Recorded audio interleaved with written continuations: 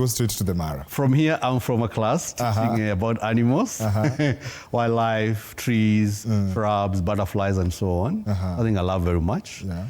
And from here, I want to still continue doing what I do best, to provide for the industry. I ask that because I mean, this is what they call, game, outfit, what you would wear, yes, the safari suit. Safari suit. Yes. And it is the festive season. Yes. And when Kenyans think about festivities, apart from traveling up country, you'll find that most demographics would want to split the festivities. So you spend either Christmas with family and then New Year you travel elsewhere. Yes. What is that one thing that one needs to understand when it comes to festivities and planning for travel? Should it be impulse? Should it be last minute? What are the tricks of this game?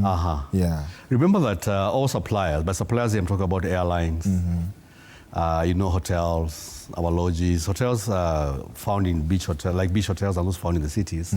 And the lodges are the ones that are found in national parks and national reserves. Yeah.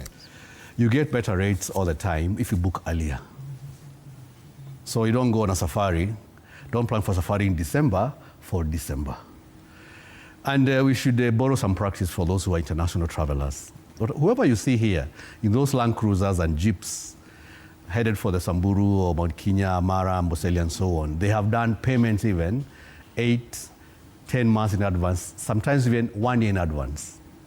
Proper planning. When you plan early, airlines want to embrace and see how their seats or their business looks like 6 months or so in advance, so they get you better rates. The same for hotels, the same for restaurants, and anywhere else that you go. So first thing, keep planning. I suggest 6 to 12 months in advance, because you know when it's going to be Christmas, you know when it's going to be December, you know when it's going to be New Year, you all know all that. I talk about 6 months to 12 years 6 months to 12 months in advance are good planning. Get the best rates.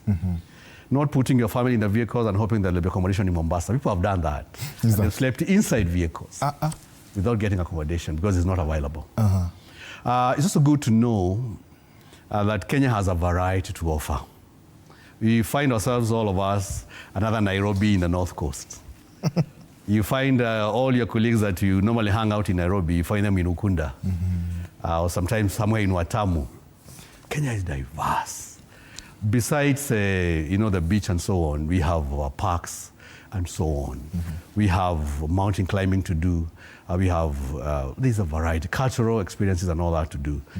So plan and don't repeat over the same thing that, for me, every December it is known, even by family, that it is going to be the coasts. There's much more. Turkana, who has been to Lake Turkana and seen the desert life, I'm sure your kids would like to see that. Let's not be a bit selfish that we're going to do what we do traditionally. For Mama and myself, kids also want to experience something different, different things all the time. Okay. So planning in advance is okay. And right now, we are happy that we have even serious tour operators and travel agents who accept pole payments.